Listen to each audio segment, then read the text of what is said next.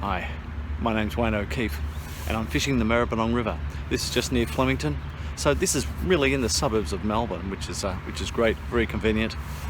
Conditions today, well, it's overcast at the moment, it's quite early, but it will become sunny, so that's probably not going to be the best conditions for fishing in this water. At the moment it's very low tide and the tide is still going out, which we'll probably do for about another half hour, and it'll come in. Not the best time to be fishing here either, but at least there's some movement on the water. When it gets to the ebb tide and there's no movement, that usually doesn't get you that many fish.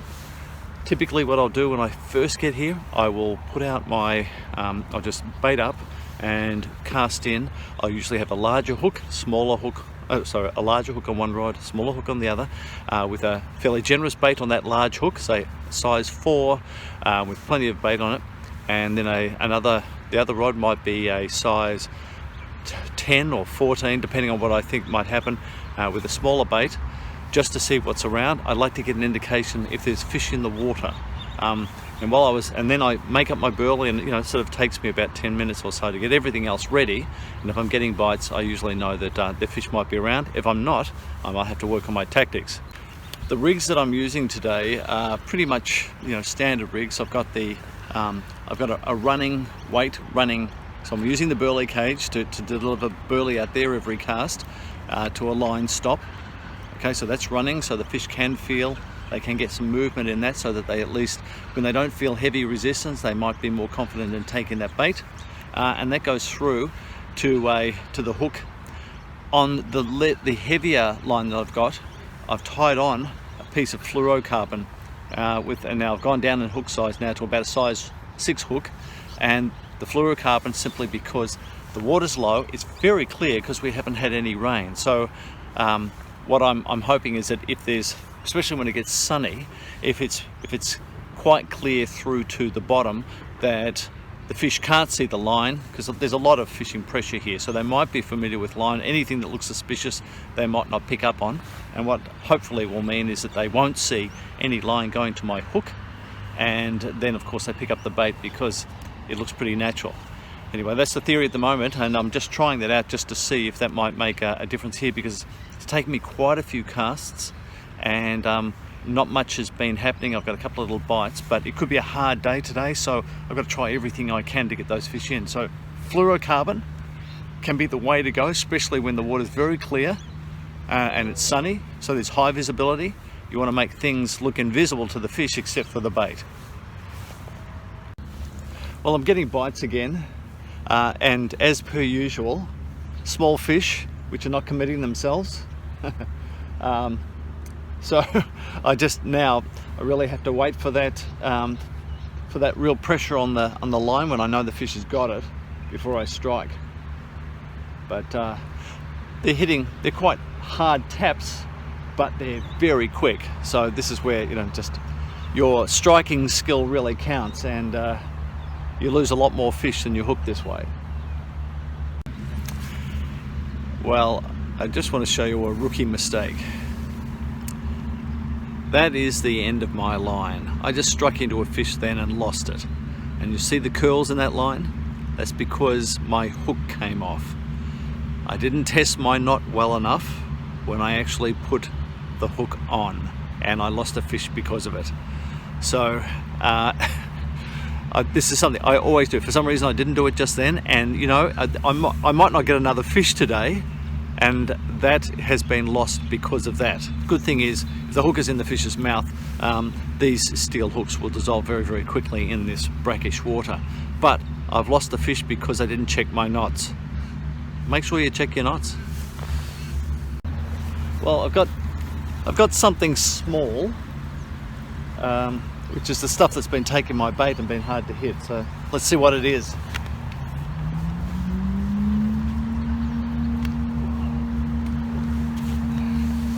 And as usual, it's these little mullet, which are, oh, it fell in my bag. These little mullet, which are, really taking your bait all the time. Hard to hit, but it's good fun to work out what's there. Now I'm going to go down in hook size and try a couple of different things, trim my bait, do some things that will get those fish in, so at least I have a bit of fun other than go home with nothing. And look, even little fish, you've got to imagine, we're near the city, we're heavily in the suburbs here, so it's heavily fished, water quality not always sensational. Sometimes there's only small fish here, so if you want to enjoy yourself, you've got to really know how to catch those and get a few of them. I put all of these back, but it's still good fun catching them. Well, I was just having a drink of water after I cast in, and I hooked into another one. So it might be just a feeding period now. I might have to take advantage of maybe an hour that I get, and I might slow down. And it's more about attracting those fish in first to make sure they're there. That's when you can have the fun. If you don't attract them in, of course, you've got to wait long periods before one comes and finds your bait.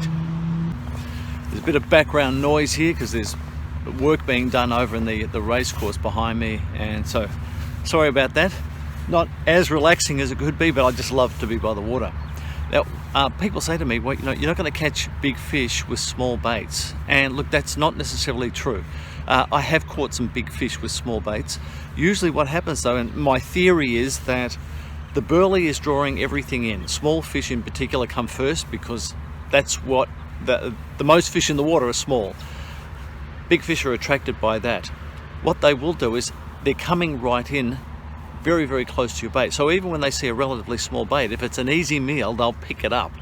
And in these waters, you know, I've caught even brim on small baits up to, you know, sort of 800, 900 grams, and other good sized fish, very large mullet on those very, very small baits. So it can be done, and I think it's worth considering that sometimes if you just put in a really big bait, you might not be getting anything.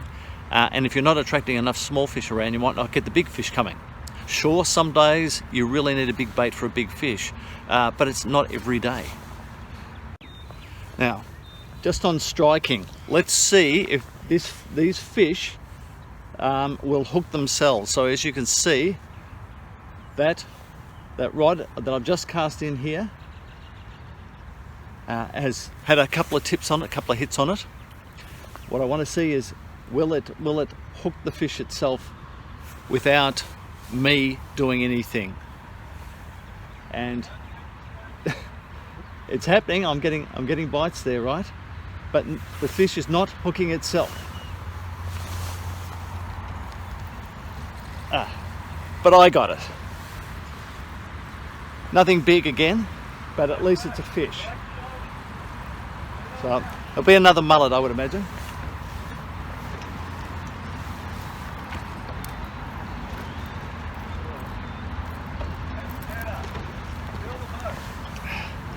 Yep, there's another mullet, getting better in size, but you have to hook them yourself.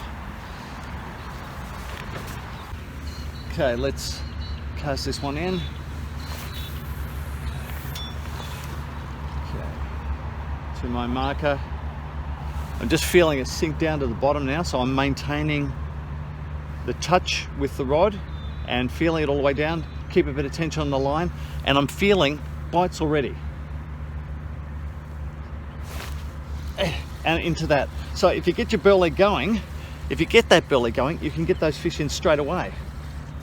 Oh, it's another mullet, but yeah, it's faster than before.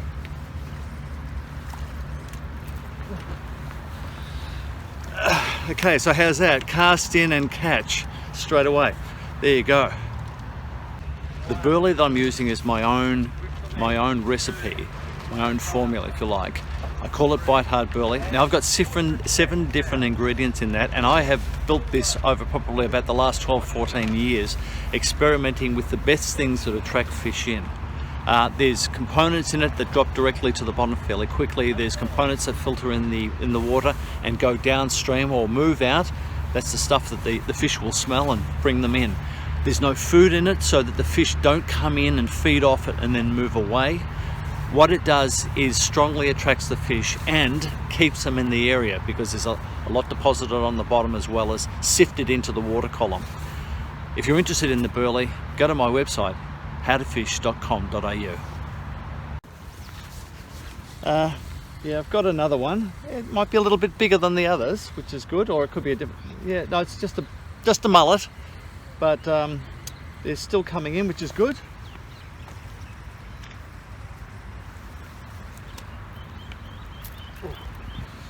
All right, and and continuing to improve in size a bit too. So just keep the burley going and you know, hooking those fish. It's good. It's interesting that this morning the fish have been, I've got 2 rods in, and the other rod with heavier line and bigger baits really hasn't been having that much action. Admittedly, I haven't cast out as many times, which means that there's not as much burley close to that bait, but it's all been on this one, which has been the lighter line, and the thing that's the standout bait has been my spicy chicken. If you're interested in the formula for that, it's on my website, howtofish.com.au. Now have a look at this. That's my burley cage that has the burley in it. That is a southern sea star. It's an introduced starfish. And look what it's done. It's crawled inside the burley cage. So I had that left in. This is the heavier rod with the heavier line. I'd had that left in the water for a little while. And look what it's done. Jeez. Just shows you they can get into any nook and cranny and they can take everything. Well, I've caught another one, so these have been flowing pretty well today. Now, the interesting thing is now, I've been here for about an hour and a half.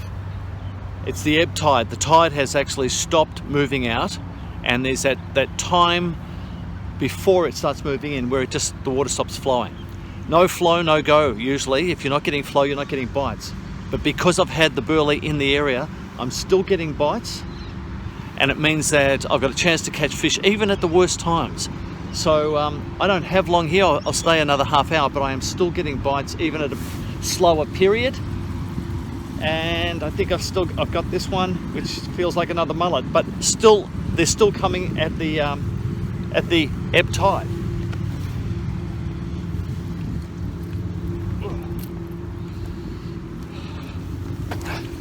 Okay, so not so bad for when the tide is not moving. So I've done all my advertising, had all the burley, bringing them in, and it continues even when the fishing's not at its best. Okay, so this might be the last one for the day. Anyway, look, if you've enjoyed the videos, if you've enjoyed the type of fishing, if you'd like a personal fishing lesson with me, if you want to know about the spicy chicken formula that I've been using here or any of the burley, go to my website, howtofish.com.au.